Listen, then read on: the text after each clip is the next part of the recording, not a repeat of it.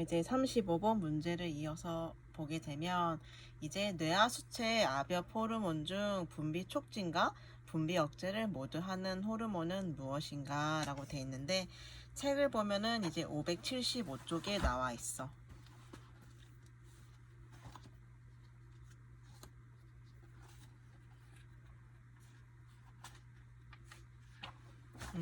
575쪽을 보게 되면 우리가 그 뇌하수체 압엽 호르몬이 다 나오는데 그 뇌하수체 압엽 호르몬에는 무엇이 있냐 보면은 이제 성장 호르몬도 있고 그 다음에 이제 갑상샘 자극 호르몬도 있고 부신거질 자극 호르몬 그리고 성선 자극 호르몬이 있어. 이 중에서 우리가 억제도 하고 촉진도 하는 것은 무엇인가 하면 이제 답은 1번 성장 호르몬이 되겠는데 우리 내과책 309쪽을 같이 보게 되면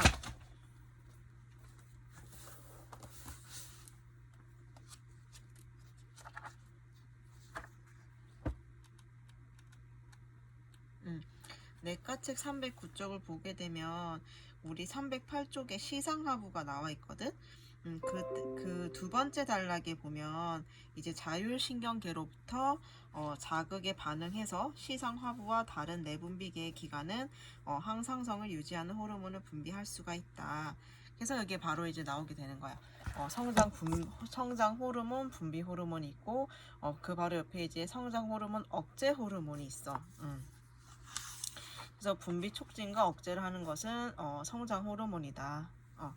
그렇게 해서 답은 1번이 되겠고 그 다음 문제를 보게 되면 이제 근육계통 구조에 대한 설명으로 옳은 것은 이라고 해서 책 161쪽을 보면 돼. 161쪽에 우리 그 근육의 구조 거기를 보면서 같이 보면 되는데 1번을 보게 되면 Z밴드는 A밴드의 중앙에 위치하며 근절된 근절의 연결 부위이다 라고 있어. 그래서 이제 그 161쪽에 맨 마지막에 보면 Z밴드가 나와 있거든. 설명을 보게 되면 I밴드의 중앙에 위치하며 근절과 근절의 연결 부위이다. 그래서 A밴드가 아니라 I밴드여서 이제 1번은 틀린 말이고 2번을 보게 되면 민문이근은 뼈대근과 비슷하며 Z선도 있다. 민문이근은 이제 뼈대근과 비슷한 게 아니라 가로무늬근은 이제 뼈대근은 가로무늬근에 속하기 때문에 이제 2번도 틀린 말이고 3번 심장근은 이완성, 전도성, 율동성, 수축성이 있다. 지금 162쪽에 바로 넘겨보면 나와 있어. 심장근 해서 이완성, 전도성, 율동성, 수축성이 있다. 답은 3번이 되겠고 4번 볼수이근은 민문이근으로 내장벽에 분포하고 심장에 국한되어 존재한다. 그래서 그 161쪽에 이제 그 수축 형태를 보게 되면 불수의근을 보면은 가로무늬근이라고 되어 있지. 그렇기 때문에 4번도 틀린 말이고 5번을 보면 신근을 이루는 근세포는 뼈대근보다 굵고 길며 대체로 원주상이다 라고 되어 있는데 162쪽에 심장근의 점 두 번째를 보면 나와 있어. 신근을 이루는 근세포는 뼈대근보다 짧고 그리고 가늘며 대체로 원주상이다. 그렇게 해서 답은 이제 3번이 되겠다. 이렇게 해서 이제 문제가 총 끝났고 우리가 그 중간고사 문제를 이제 안 보고 넘어갔더라고. 그 환자 진료학 문제만 우리가 봐서 이제 그 중간고사 문제를 같이 보면서 이제 답을 맞춰보려고 해서 이것도 이제 그 문제가 올라가 있으니까 다운받아서 이제 같이 보면서 강의를 보면 될 것 같아. 그렇게 해서 이제 그 총 30문제였지. 1번부터 보게 되면 이제 렌즈와 망막 사이에 투명한 벌꿀 모양이 반유동체의 양이 많으면 안압이 높아지고 눈알이 단단해지며 심하면 이제 시력을 상실하는 질환은 무엇인가 라고 해서 이것은 책 602페이지에 나와 있어.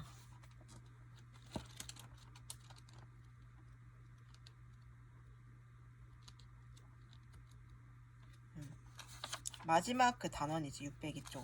감각계통에서 병태생리의 이제 문제였는데 보게 되면 우리가 감각계통의 병태생리는 많지가 않아, 그치?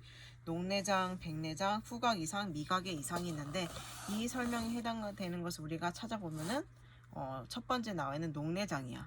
그래서 녹내장의 설명을 다시 보게 되면 유리체, 즉 렌즈와 망막 사이에 투명한 벌꿀 모양의 반유동체의 양이 많으면 안압이 높아지고 눈알이 단단해진다. 이때 시신경 유두가 납작해지고 시야가 좁아진다. 그래서 심하면 시력을 상실한다. 그래서 녹내장이랑 백내장이 헷갈릴 수가 있는데 백내장의 설명을 보면 이제 노쇠하거나 적외선에 장기간 노출되었을 때 수정체가 혼탁해지는 경우로 시력이 약화되고 심하면 이제 시력을 상실한다. 그래서 1번 문제에 해당하는 이제 답은 3번 녹내장이라고 할 수가 있겠어.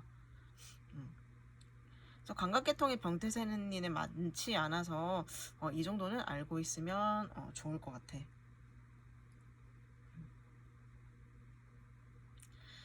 그리고 이제 그 다음 문제를 넘어가게 되면 이제 2번 중력에 의한 낙하와 갑작스런 인체의 움직임에 따른 이제 머리와 몸체의 위치 변화를 감지하는 기관은 무엇인가 라고 되어 있는데 이것은 페이지 589쪽.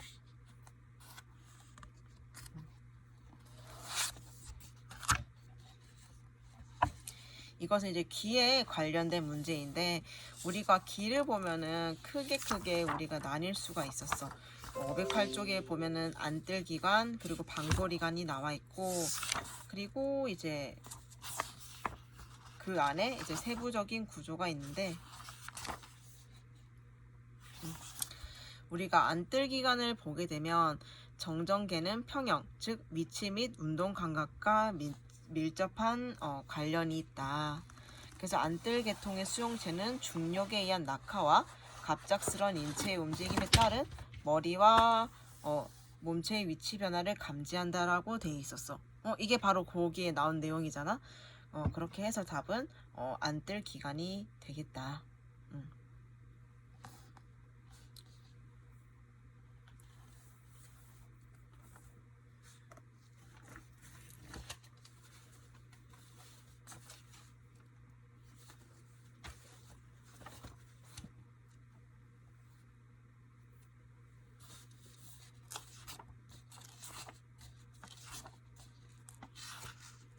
그래서 우리가 귀 쪽을 보게 되면 592쪽에 좀 더 귀에 대해서 자세히 나와 있어.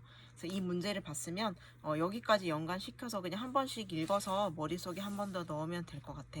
그래서 우리가 청각이 어떻게 전달되어 있는지에 대해서 이제 595쪽을 시작해서 그 다음에 596쪽, 이제 597쪽 이렇게 걸쳐서 나와 있으니까 이것도 한 번씩 읽어본 다음에 이제 다음 문제를 넘어가면 좋을 것 같아. 그렇게 해서 이제 우리는 3번 문제를 보게 되면 이제 선천성으로 갑상샘 호르몬 결핍을 가져올 경우에 나타나며 TSH 분비장에 의한 경우에도 발생하는 질환은 무엇인가 라고 되어 있는데 이것은 우리가 내분비에 관한 문제란 말이지. 그래서 그것은 581쪽에 나와 있어. 581쪽에 보면은 이게 기능 저하증에 해당되는 질병이란 말이야. 여기 문제에서도 호르몬 결핍이라고 나와 있지. 그래서 이 기능 저하증 중에서 여기 보기에 해당되는 답이 있는데 여기서 찾게 되면은 이제 581쪽에 두 번째에 나와 있는 크레틴병이야. 선천성 갑상샘 기능 저하증이라고도 하지. 그래서 설명을 보면 선천성으로 갑상샘 호르몬 결핍을 가져올 경우에 나타난다. 갑상샘 발육 부진이나 결손일 때 요오드 섭취 장애나 효소 결핍에 의한 갑상선 호르몬 합성 장애에 의한 경우, 시상하부와 뇌하수체로부터의 TRH, TSH 분비 장애에 의한 경우 등 여러 원인에 의해 나타난다라고 되어 있었어. 그래서 좀 더 자세히 보게 되면 우리가 내과 전문 응급처치학 책 328쪽을 같이 보도록 할게.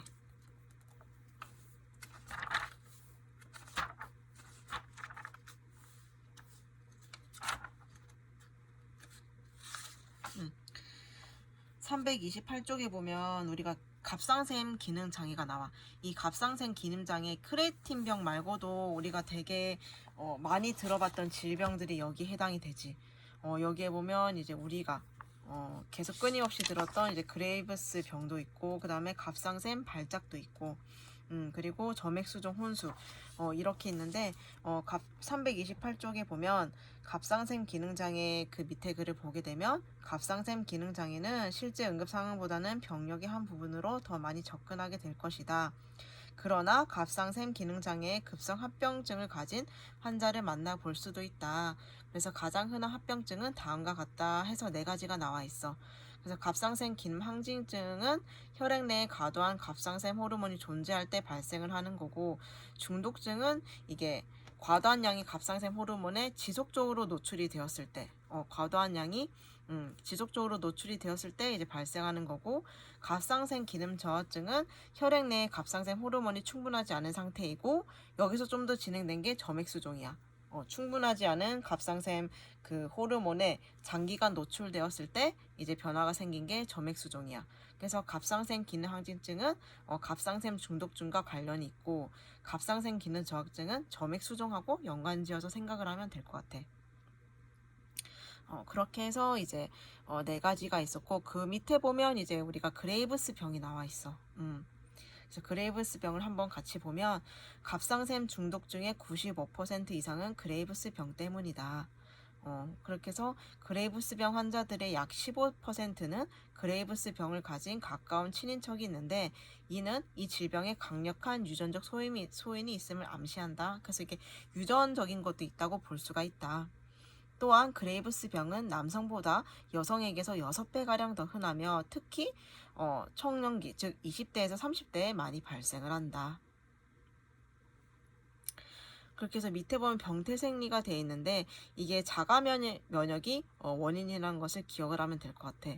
그래서 옆에 징후와 증상을 보면 이제 뭐 초조, 심리적 불안정, 불면증, 열내성이 약함, 식욕이 증가한데도 체중 감소, 허약, 호흡곤란 이런 거 같이 증상이 있지만, 여기서 봐야 할 것이 빠른 맥 혹은 심장 병력이 없이 새로 발병한 심방세동이 있다면 이제 그레이브스 병을 의심해 볼 수가 있어.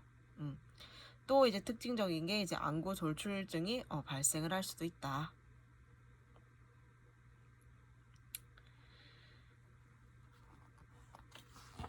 그리고 이제 뒤를 넘어가게 되면 갑상샘 발작이랑 이제 갑상샘 기능 저하증과 점액 수종이 있어. 그래서 이것도 한 번씩 읽어보고 넘어가는 게 좋을 것 같아. 그렇게 해서 이제 4번 문제를 넘어가게 되면, 응급실로 환자가 내원하였는데 다뇨, 다갈, 탈수, 열, 허약감이 발생하였다고 한다. 과도한 갈증으로 하루 4리터 이상의 물을 마셨다고 하며, 항이뇨 호르몬의 분비가 제대로 이루어지지 않는 경우에 이 질병이 발생할 수 있다.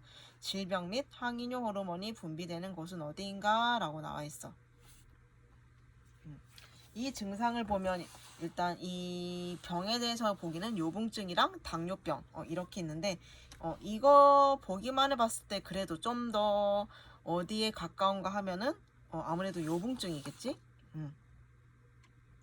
요붕증이 되겠고, 그렇다면 이제 그 항이뇨 호르몬이 분비되는 곳은 어디인가 하면은 답을 찾기 쉬웠을 거야. 그렇게 해서 이제 항이뇨 호르몬이 분비되는 곳은 뇌하수체 후엽이다. 그래서 답은 5번이 되겠다.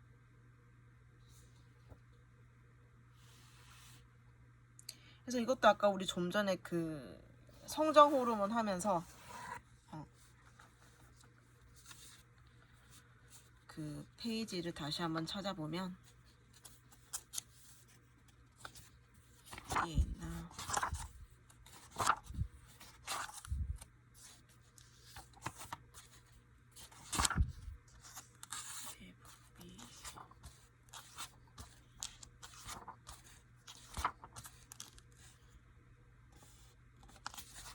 뭐야? 576쪽에 보면 나와 있어. 뇌하수체 디업 호르몬이라고 해서 여기서 분비되는 것은 자궁수축 호르몬, 즉 옥시토신이랑 항이뇨 호르몬이 이제 뇌하수체 디업 호르몬에서 분비가 된다. 그 다음 이제 문제를 보게 되면, 이제 뚜렷한 이유 없이 노인에게서 발달하며 꼬리액이나 조가비액의 위축으로 나타나고 불수의 과잉 운동이 빠르고 불규칙적으로 나타나는 질환은 무엇인가? 라고 되어 있어.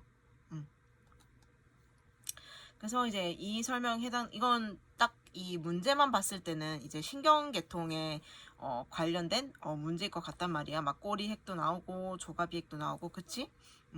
그렇게 해서 이제 보기를 보게 되면 어떠한 병이 있냐 하면 이제 파킨슨병, 그리고 무도병, 그리고 다발경화증, 그리고 알츠하이머병, 그리고 근육 위축 가쪽 경화증이 있어.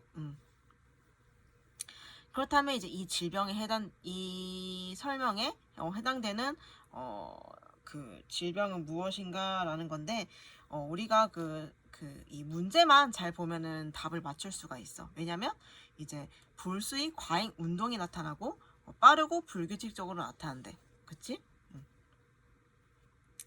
그래서 이제 그 답은 일단 2번이야.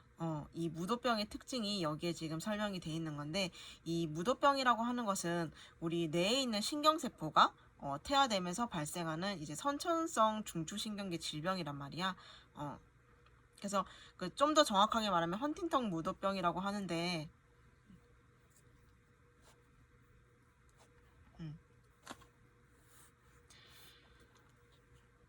이 질환에 대해서 한번 찾아보는 게 좋을 것 같아.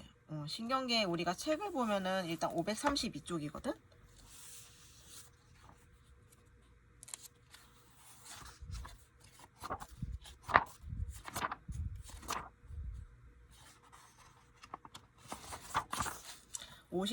532쪽에 보면 이제 신경계통의 병대생리라고 해서 여기는 파킨슨이랑 이제 뇌졸중이랑 그다음에 알츠하이머병 이렇게 나와 있지만, 여기에도 없는 이 무도병이라는 것도 우리가 신경계통의 병리에 들어갈 수가 있어.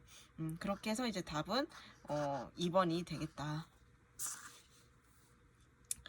그 다음에 이제 6번 문제를 보게 되면 중추신경계에서 가장 상위 영역은 무엇인가? 라고 해서 페이지 490쪽. 이건 책에 딱 상위 영역이라고 나와 있는 건 아닌데, 여기에 해당되는 것은 490쪽에 나와 있는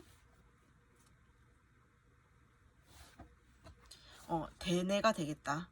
보기에 보면 이제 다리뇌, 뭐 숨뇌, 소뇌, 중간뇌가 나와 있는데, 중추신경계의 가장 상위 영역이라고 하면은 우리가 떠올릴 수 있는 것은 이 대뇌가 되겠지. 그렇게 해서 6번의 답은 1번이 되겠고, 그 다음 문제를 보면 이제 숨뇌에 대한 설명이 나와 있어. 숨뇌에 대한 설명으로 이제 옳은 것은 찾는 문제인데, 책을 보면은 515쪽.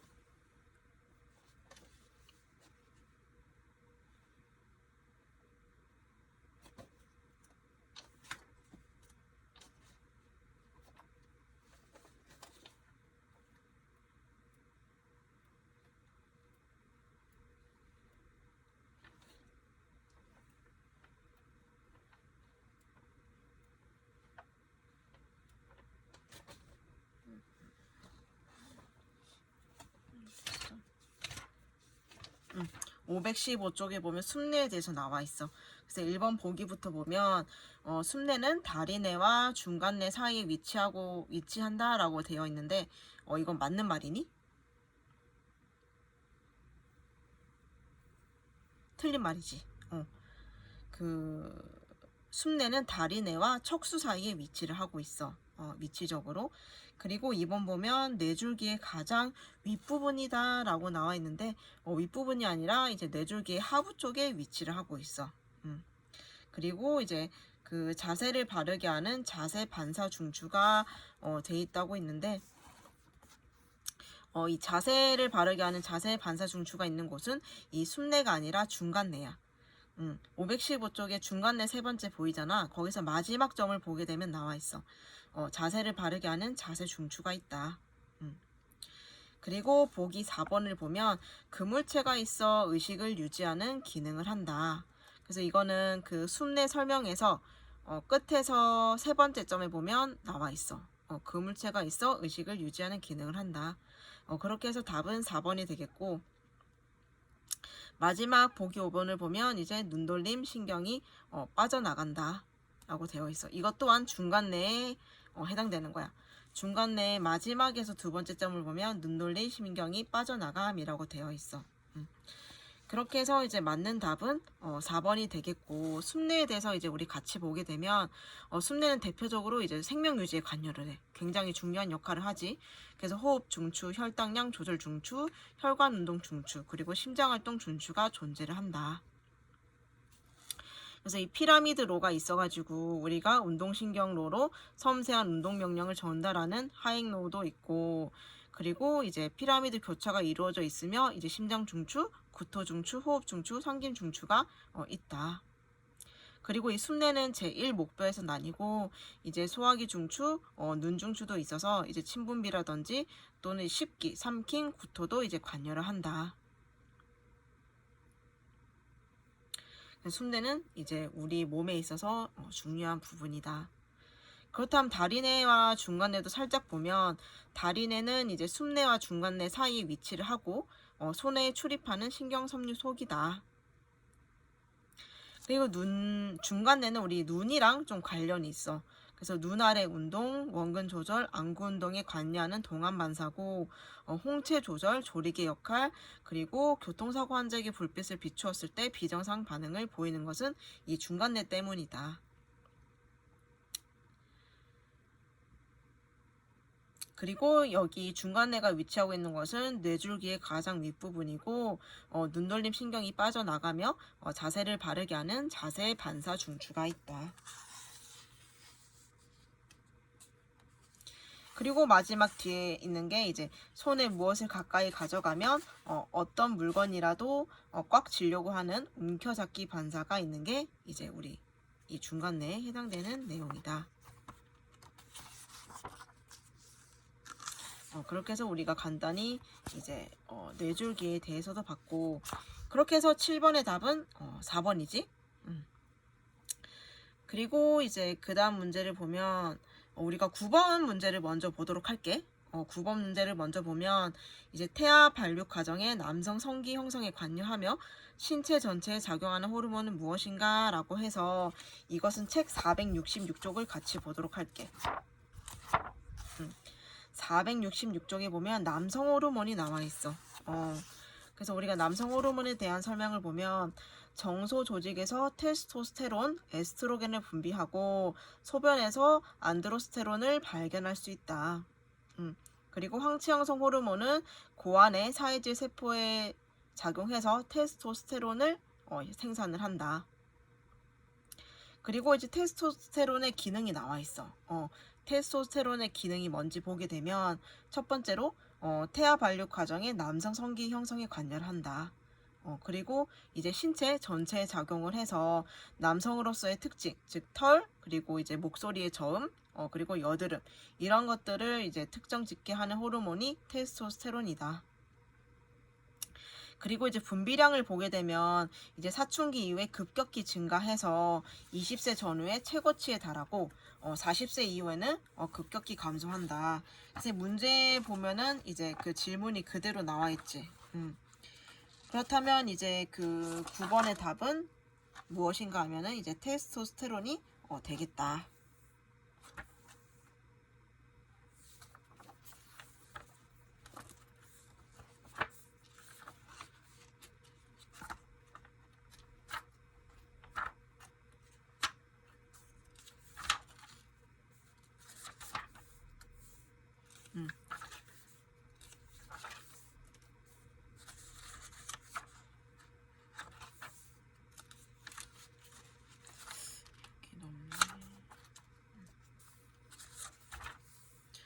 그렇게 해서 이제 우리가 9번까지 보았고, 그치? 8번은 이제 9번이랑 순서를 바꿔서 할 거야. 그래서 우리가 9번을 먼저 봤고, 이제 오늘도 이 8문제 중에서 우리가 너네가 이 강의를 들으면서 이 프린트물에 이제 필기도 하고, 자기가 틀린 문제는 이제 따로 이 종이에 정리를 할 거 아니야?